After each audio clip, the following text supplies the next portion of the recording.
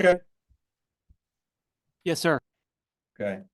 Uh, yeah, terrific win for our guys. Really, really proud of the way we competed. Hard fought game, really hard fought. Ian was phenomenal. Almost getting a triple double, and I thought all the other guys that played just really, made a lot of tough great plays. It was a possession or two game most of the game. Um, I thought the 3-point shooting was a factor, part of what we went into the game trying to do. Really proud of our guys for taking away Hicks. That was one of our main themes in the game. We knew that would get a little more space for Baldwin, who's exceptional, but we just felt like his 3-point shooting was a major difference maker. We wanted to win try the 3-point battle. That worked out for us. And then obviously we didn't shoot well in the second half, but we competed on the boards, 10 offensive rebounds. That combined with the 3-point makes, I thought was the difference. Questions for me? Brad, this is Yeah. Larry. I'm Go sorry. ahead. Defensively, how ahead is this team sort of given, compared to what you anticipated going into the season? Yeah, I think we're doing some really good things. Obviously, Jaden Zachary is a major addition in that way. He's able to guard other teams' really good perimeter players and just make them work, make it hard. And then we can rotate some fresh bodies in there. Dell, Dylan. Obviously, I also think that keeps Chase a little bit, fresh to be able to score and some other things. I'm pleased that way. We obviously played extremely well defensively the last 3 outings. Did you see the effect of that in Penn State's legs and their 3-point shooting in the second half? I don't know. I mean, easy to say yes. We certainly talked about that as part of our plan is to, we're going to rotate guys on Baldwin. He did have 11 assists. He was terrific. And we were going to give up some twos on that. We didn't do some things right in the first half. We didn't do some backside chipping. And so they got some lob dunks on us. Those were mistakes, but we got that corrected at halftime and made that part of an adjustment to help get our guys, I thought, make it really, really hard on them. And that and the transition defense. I mean, it was amazing that I'd like to watch the film 15-2 and fast break point for us. I thought offensively we got a little too worried about the press in the first half, and it bothered our flow. And so we tried to do a better job of just getting the ball in quick and going and playing. Don't quit thinking so much and worrying about being pressed. Just try to get it in quick and attack. And I thought that helped us in the second half. Hey, Coach, it's Trevor. What a difference a few days makes. NCAA caliber teams that you beat last night and tonight away from home. This was a really high level game, back and forth the whole way. What can this do just for the growth of your team?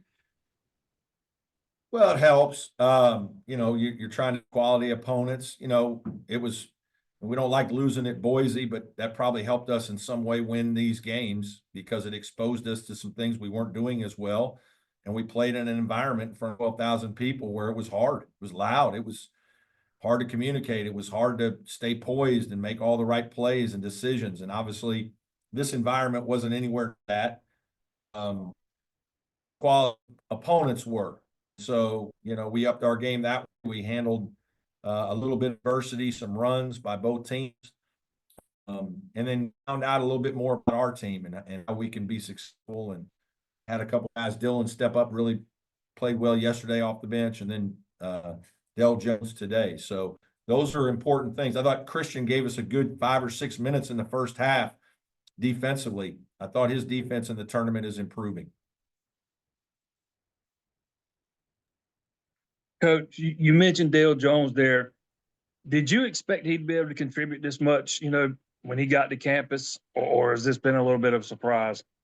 No, we thought he could do this. We thought he was a really talented guy who had an incredible competitive spirit. He's confident, so he doesn't really know who he's playing against. He doesn't know what's going on. He just kind of plays. And he certainly has a lot to learn in terms of nuances and just not only our offense, but reads within the game that he has to make on both ends of the court. But speed, his athleticism, his fearlessness, makes up for some of it. He doesn't play afraid at all. He's not afraid to take a shot. He's not afraid to drive the basketball and make a play for himself or somebody else. He's not afraid to guard a good player and, fight through 10, 12, 15 ball screens in a few minutes of a game. So that's the part we knew for sure. And not surprised that, the other thing is he's in the gym working on his shooting all the time. And, so making a couple threes, that's not a surprise to us either. I asked you about Ian's passing last night, 5 assists last night and 8 assists tonight. Seems like he's really figuring out that he's going to draw some double teams and that's going to leave some guys open. Yeah, I mean, Ian's always had a pretty good feel. We've talked about it. He's, some of those offensive rebound, a kick out, maybe it's a post up where he gets doubled. Sometimes it's a play that we have drawn up where he's our passer, because we consider him a good trigger man. He's a complete player. I mean, he can do a little bit of everything, and he showed that tonight for sure. What about his vision, Brad, when he's like a lot of obstructed views today that he was able to sort of see guys? Yeah, he's got a little bit better just natural feel than some guys. I mean, I don't know, pocket presence, you want to call it quarterback pocket presence. He steps up in the pocket, makes good reads. He's just played enough basketball here at Clemson that he's had to deal with some pressure. He's had to deal with a double team or two. He's been in our system, so he knows where how teams guard us in different situations and what to look for.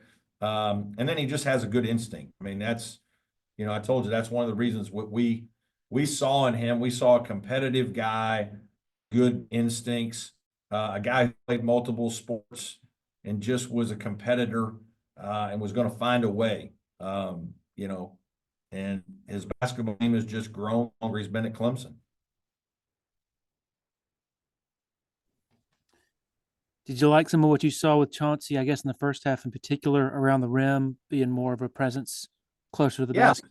It's just a learning process with him. He's taking more shots in the paint. He's posting up more. He's getting in the paint on some drives. It's a process. It's development. We all want it to happen faster. Me more than anybody almost, except his parents probably. But it's going to happen when he wants it, and he's starting to get there. He's get the confidence. He's getting himself into some of those positions. I was pleased. He got 6 rebounds last night. I think that's the stuff that is more important to me. And obviously, he didn't rebound the ball today. I took him out a couple times because he's out on the fray and he's not coming up with 1 or 2, and he's got to in certain situations, especially when he's at 4 because he's a bit more. So it's something that we're working through with him, but I do think he's making some good strides. Any more questions for Coach? Yeah, y'all were down 8, I guess, late in the first half, and then those 3-pointers in a row. How much sort of a calming effect did that provide? Yeah, I did. We were struggling to score. They were struggling to score. Both teams competing hard, just not allowing each other to get much rhythm, not allowing each other to get any threes. And then all of a sudden, that's the value of 3-point shooting. That's the power of it, is bang, bang, a couple threes go in, and it just all of a sudden, I mean, the score just feels like it doubled. You make 3 threes like that, and it just, I mean, you go from 20 to 29. I mean, it's incredible what that's a huge shot in the arm. And obviously when players make threes, they all stick their chest out. They stand a little taller. They're playing with a little more confidence, bouncing their step. I think that's part of what, when guys are guarding hard and you're not scoring, that's not easy to do. It's not easy to sustain that kind of effort when it's hard to score and you don't get any positive feedback from the other end. You almost can get frustrated, and your defense can really struggle if you're not mentally tough. I think there's a mental toughness that comes with that, and an older group, certainly gives you a better chance of dealing with that kind of situation. Anything else for Coach? Okay. Thanks, Brad. Gamecocks, go Tigers. Safe travel.